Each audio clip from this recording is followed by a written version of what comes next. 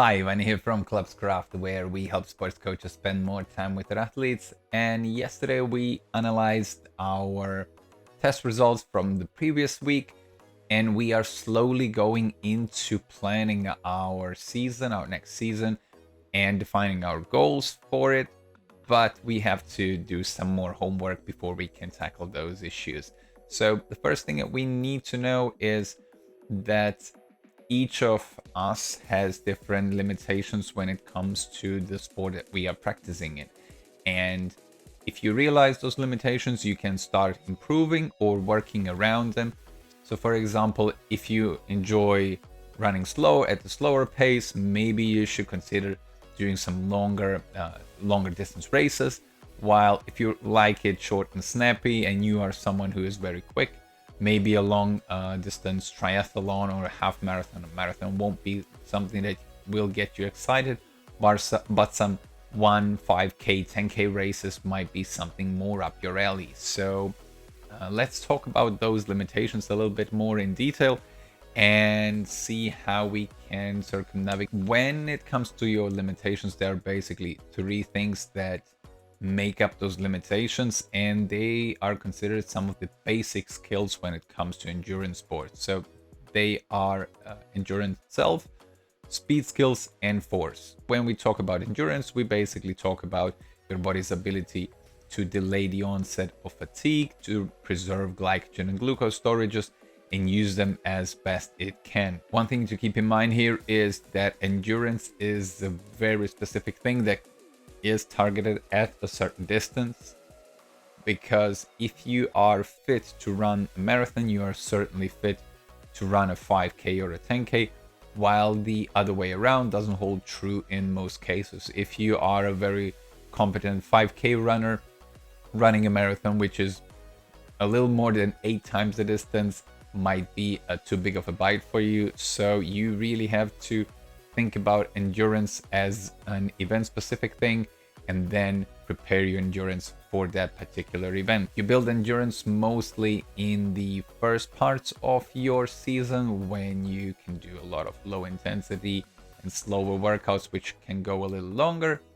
And you can do also a lot of cross training. So for example, if you are a runner, you can go on hikings, you can run a bicycle. If you are a cyclist, you can do swimming. And if you're a triathlete, you can find something else. You can just go on a hike or do something else just to build your aerobic fitness or to build your endurance. The other thing that improves your endurance is just the sheer volume that you are exposed to every week. So if you, for example, start off with 10 hours of training and increase it to 12 to 15 or even higher, this all will add up into your base fitness or base endurance and will help you tackle those events where endurance is a big component. When it comes to force, it's basically just defined as your body's ability to overcome resistance. So it can be a hill that's coming up and the way you attack it. It can be some choppy waters if you're swimming. It can be a headwind that's blowing into your face while you're on the bicycle. So all of these things can play a role, and your ability to just push through these is something that you are able to train. The primary way you can increase your body's ability to produce more force is just to do simple strength training. It can be weight training, it can be some body weight training, or even if you can go into the gym and then work on specific machines to target specific muscle groups that are key to your success in a given discipline.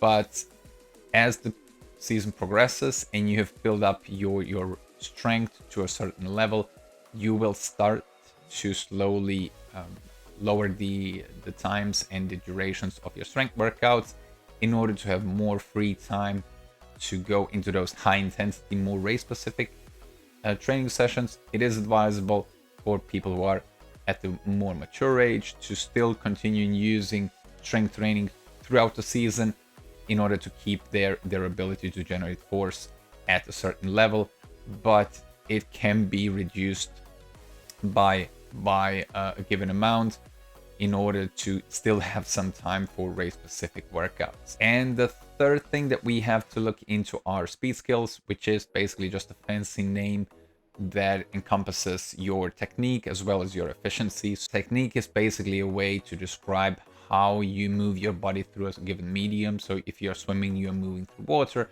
If you are running or cycling, you're moving through air, but in a different body position. So the way you execute the movements is going to be dependent on how well your technique is developed, while efficiency just tells you how much effort you basically feel when you are running or moving at a given pace. Your speed basically always comes down to the frequency of the movement you do and the distance you travel with a single movement. So for example, if you are a runner, how many steps per minute you make multiplied by one stride length gives you your running speed basically. So by manipulating these two data points, you can then manipulate how fast you are going, and the better your technique, the better your efficiency is going to be, and you will be able to run at the same speed but feel like you're running at a very easier effort than you have been used to. The way you can improve technique is by including specific drills. So for example, you can start practicing to keeping your body flat and not letting your hips sink down on the swim, or you can maybe try and relax your shoulders, you can drive your knees a little better.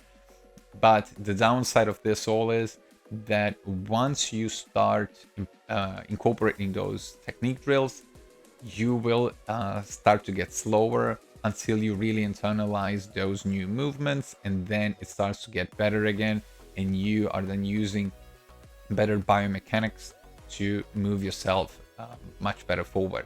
And that's about it. Tomorrow we are going to look into some advanced abilities and how we can choose the right race knowing which limitations we have. So if you, for example, are a quick runner, you will certainly try and pick those 5K, those 10K races and not go for a marathon, because this requires a whole different set of abilities.